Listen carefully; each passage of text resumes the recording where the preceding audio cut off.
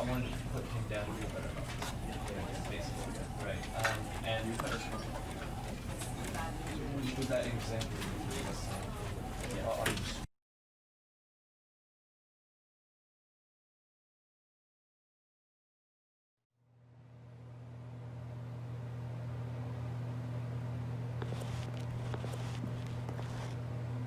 This was not the correct way to the meeting room, and Stanley knew it perfectly well. Perhaps he wanted to stop by the employee lounge first, just to admire it. Ah, yes, truly a room worth admiring. It had really been worth the detour after all. But eager to get back to business, Stanley took the first open door on his left.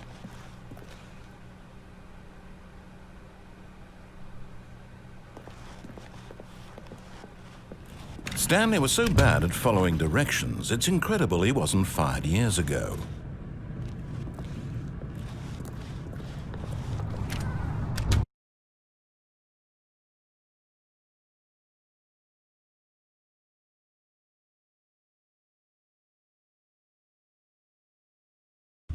Stanley walked straight ahead. We're free.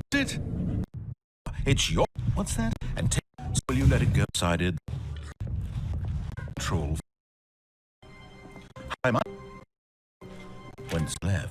When Stanley came to a set of 2 open doors, he entered the door on his left.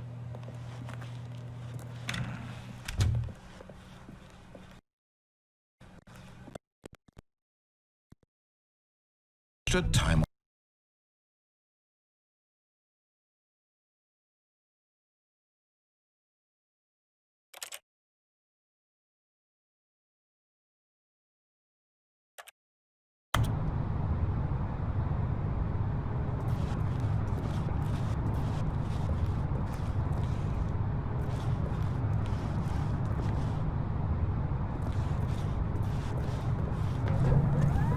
Look, Stanley, I think perhaps we've gotten off on the wrong foot here. I'm not your enemy, really, I'm not. I realize that investing your trust in someone else can be difficult, but the fact is that the story has been about nothing but you all this time. There's someone you've been neglecting, Stanley. Someone you've forgotten about. Please, stop trying to make every decision by yourself. Now, I'm not asking for me, I'm asking for her. This is it, Stanley. Your chance to redeem yourself, to put your work aside, to let her back into your life. She's been waiting.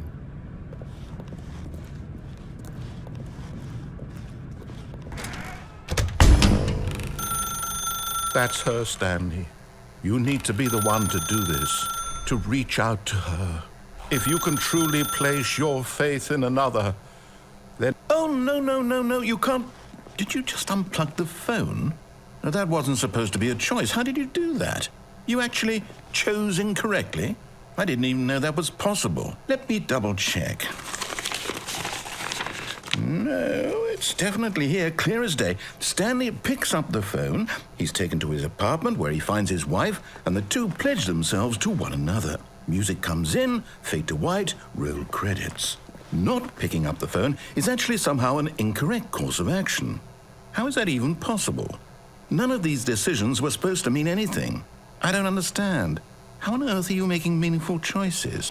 What did you... Wait a second. Did I just see... No, that's not possible. I can't believe it. How had I not noticed it sooner? You're not Stanley. You're a real person. I can't believe I was so mistaken. This is why you've been able to make correct and incorrect choices. And to think I've been letting you run around in this game for so long. If you'd made any more wrong choices, you might have negated it entirely. It's as though you completely ignored even the most basic safety protocol for real-world decision-making. Or did you not grasp the severity of the situation? Well, I won't have that kind of risk on my watch. I'm going to stop the game for a moment so we can educate you properly on safe decision-making in the real world. Please observe this helpful instructional video. Choice. It's the best part of being a real person. But if used incorrectly, can also be the most dangerous.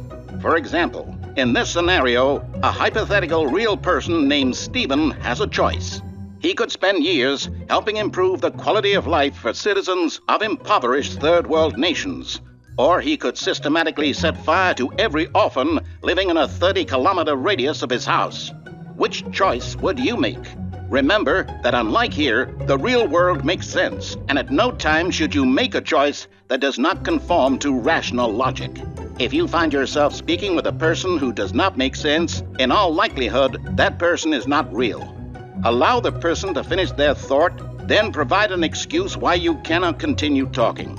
Turn to a partner and practice saying, "My goodness, is it 4:30? I'm supposed to be having a back, sack, and crack."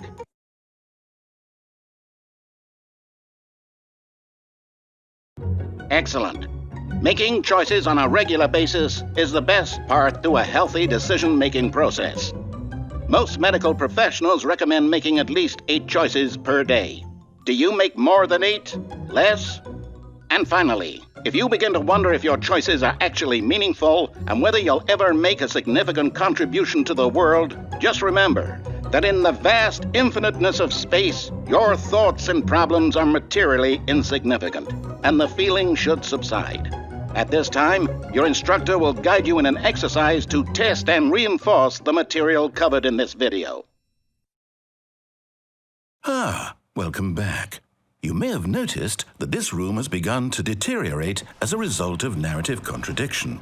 But not to worry. Now that you're properly informed on good decision-making, we're going to revisit a choice you made just a few minutes ago and see what the correct thing to do would have been. This way, please.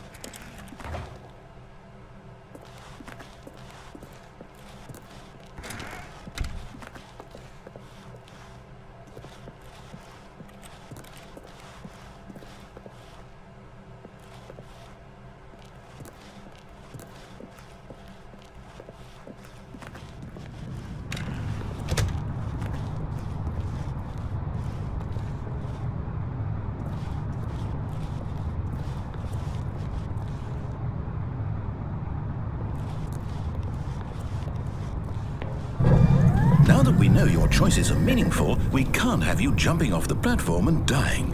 Imagine the main character dying senselessly halfway through the story. That story would make no sense at all. We just need to get you home as soon as possible before the narrative contradiction gets any worse.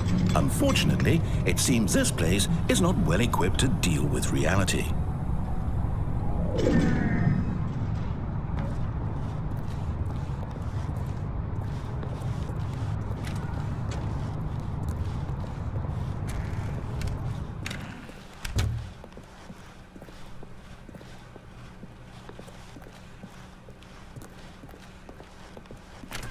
Almost there. You'll take the door on the left, back to the correct ending, the story will have resolution once again, and you'll be home free in the real world.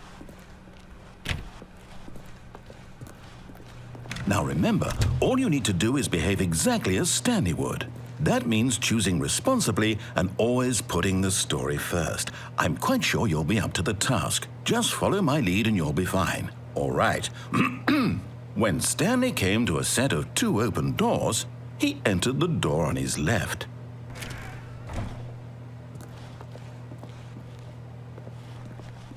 No! Why did you do that? Quickly, hurry back in the other direction. Perhaps we're not too late.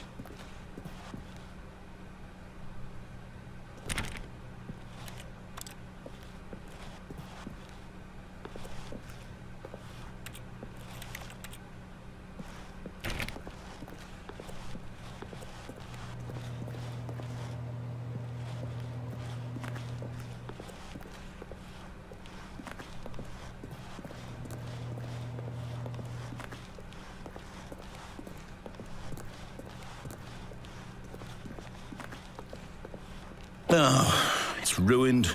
I can't believe, after everything we talked about, that my story, you've destroyed my work. Why? For what? What did you get out of that? What did you think was so special about seeing the game undone, left here like so much garbage? It's worthless now. And what am I supposed to do? Even if there were a way to continue, would it be worth it? To know that my story is now incorrect? How can I go back to that? I can't erase that knowledge. I'll have to live with it forever, reliving its impossibility forever. I couldn't live that way. Is it better to shut the game down entirely? To willingly destroy all of my work? I don't know.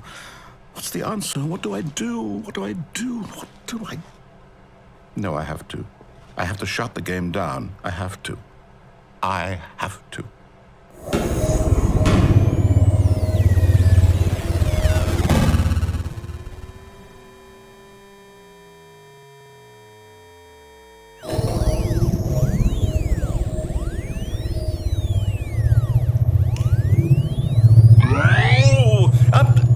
I'm here.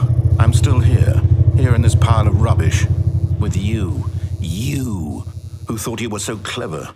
Now look where we are. My entire game is destroyed. It was the only thing in the world that was mine, and you've run it into the ground. What, did you think that would be funny? You just had to see? Didn't I impress upon you how important it was to be like Stanley? He actually knows how to do what I tell him to. He understands that if I say to do something, there's a damn good reason for it. That thought hadn't even occurred to you, had it? That there's a world outside of you? You're a child. Oh, my story. If you'd just gone through the door on the left, you would have seen it. There was a whole underground facility. You would have destroyed it and been victorious. It would have been so perfect. I worked so hard on it. I tried so hard. Behave exactly as Stanley would. That means choosing responsibly and always putting the story first. I'm quite sure you'll be up to the task. Just follow my lead and you'll be fine. All right. When Stanley came to a set of 2 open doors, he entered the door on his left.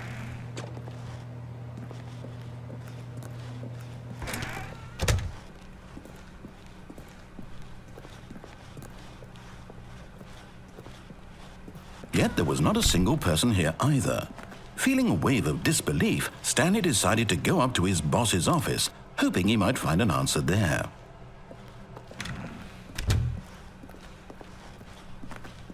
Coming to a staircase, Stanley walked upstairs to his boss's office.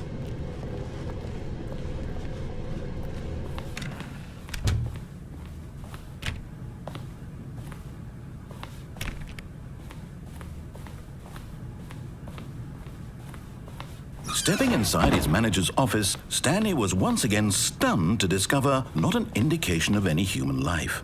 Shocked, unraveled, Stanley wondered in disbelief who orchestrated this, until he saw the door with a voice receiver next to it. Surely behind this door lay all the answers to his questions.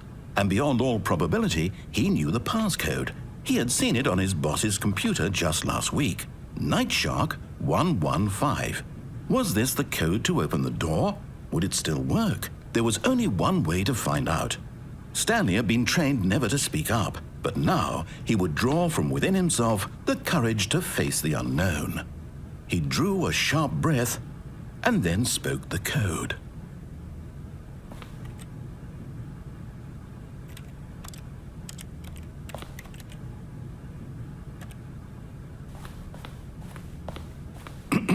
Stanley spoke the code. Nightshark 115. He spoke it into the receiver, right there on the wall.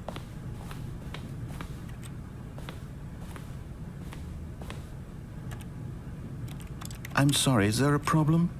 You didn't mishear me, did you? Please speak the code into the receiver. Otherwise, we can't get on with the story. This is a crucial step.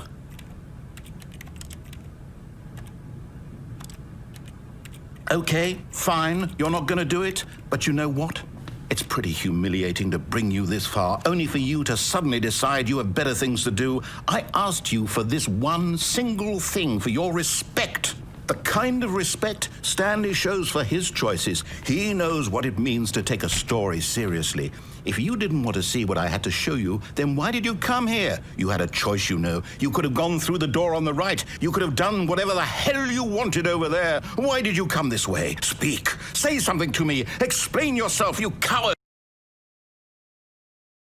When Stanley came to a set of 2 open doors, he entered the door on his left. Stanley? Hello? Are you... Is everything okay?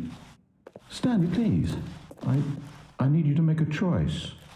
I need you to walk through the door. Are you listening to me? Can you hear me? Is everything all right? Stanley, this is important. The story needs you. It needs you to make a decision. It cannot exist without you. Do you understand me? Whatever choice you make is just fine. They're both correct. You cannot be wrong here. We can work together. I'll accept whatever you do. I simply need you to take that step forward, please. Choose. Do something. Anything. This is more important than you can ever know.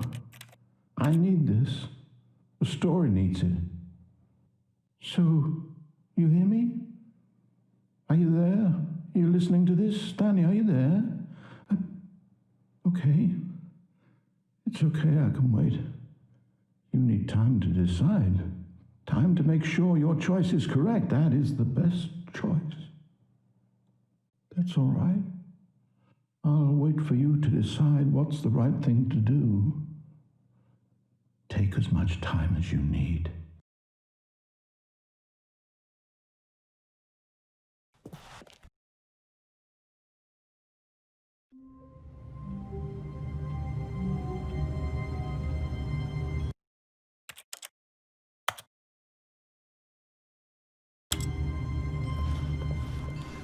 Stanley decided to go to the meeting room to check on his co-workers. He never functioned well by himself and constantly needed support and guidance from others, so the thought of total solitude was terrifying to him. When Stanley came to a set of 2 open doors, he entered the door on his left.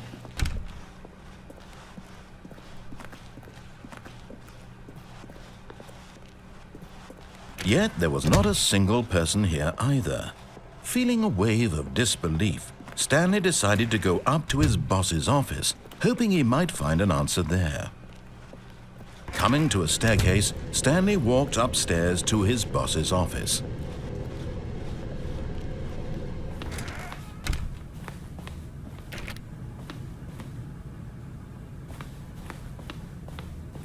Stepping into his manager's office, Stanley was once again stunned to discover not an indication of any human life. Shocked, unraveled, Stanley wondered in disbelief who orchestrated this. What dark secret was being held from him?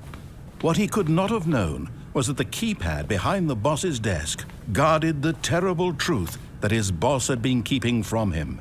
And so the boss had assigned it an extra secret PIN number. 284. Stanley was in such a rush to get through the story as quickly as possible, he didn't even have a single minute to just let the narrator talk.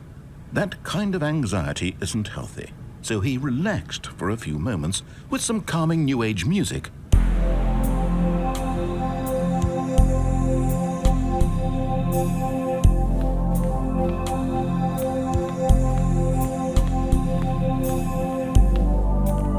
Feeling soothed and rejuvenated, Stanley calmly walked forward into the opened passageway.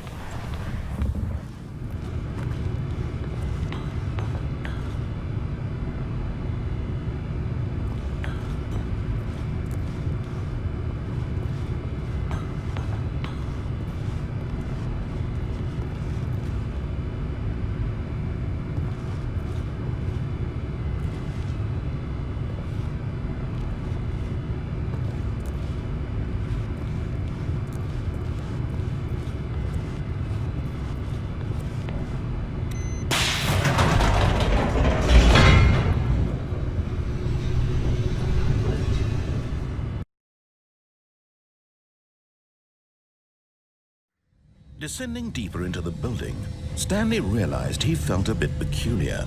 It was a stirring of emotion in his chest, as though he felt more free to think for himself, to question the nature of his job. Why did he feel this now, when for years it had never occurred to him? This question would not go unanswered for long.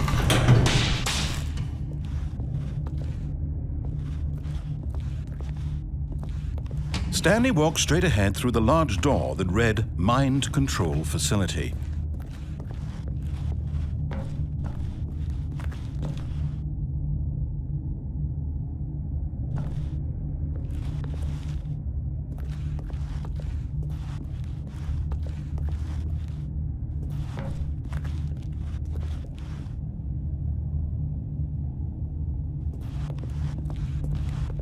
Although this passageway had the word escape written on it, the truth was that at the end of this hall, Stanley would meet his violent death.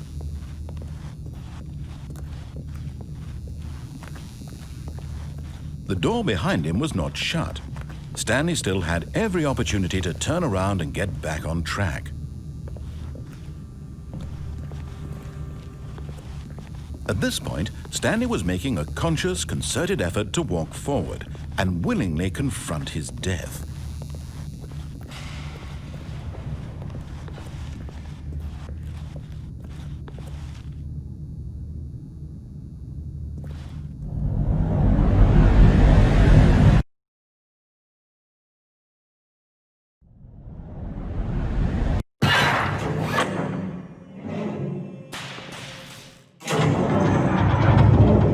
As the machine whirred into motion and Stanley was inched closer and closer to his demise, he reflected that his life had been of no consequence whatsoever. Stanley can't see the bigger picture. He doesn't know the real story, trapped forever in his narrow vision of what this world is. Perhaps his death was of no great loss, like plucking the eyeballs from a blind man. So he resigned and willingly accepted this violent end to his brief and shallow life. Farewell, Stanley.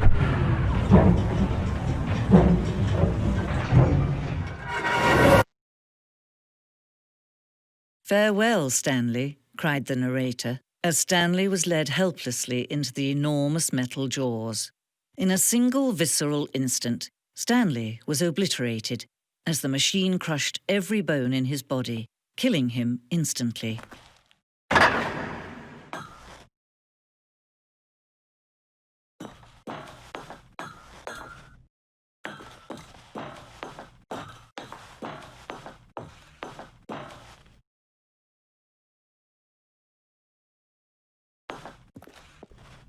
And yet it would be just a few minutes before Stanley would restart the game, back in his office, as alive as ever. What exactly did the narrator think he was going to accomplish?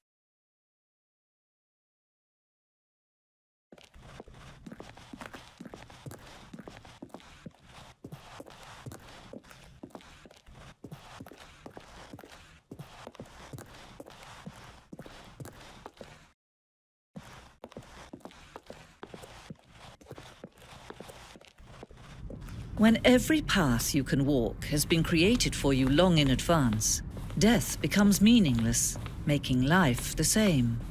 Do you see now? Do you see that Stanley was already dead from the moment he hit start?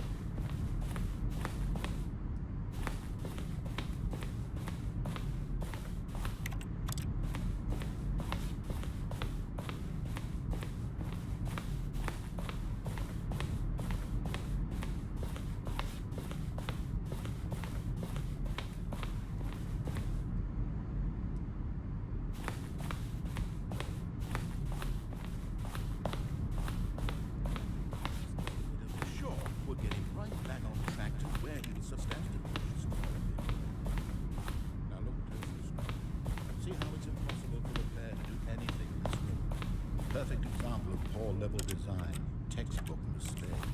It's the kind of thing you pick up on intuitively if you have even the most fundamental understanding of good and bad game design. But of course, you being you, you'll probably spend the next hour trying to solve it. Here, I'm just going to make this easy on you.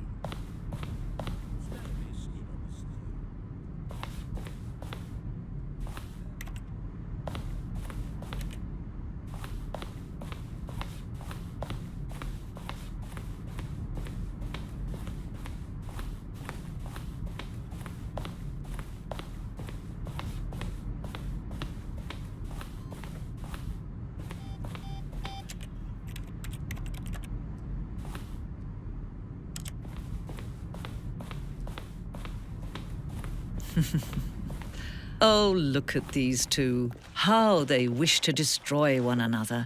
How they wish to control one another. How they both wish to be free. Can you see? Can you see how much they need one another? No, perhaps not. Sometimes these things cannot be seen. But listen to me. You can still save these two. You can stop the program before they both fail. Push escape and press quit. There's no other way to beat this game. As long as you move forward, you'll be walking someone else's path. Stop now and be your only true choice. Whatever you do, choose it. Don't let time choose for you. Don't let time...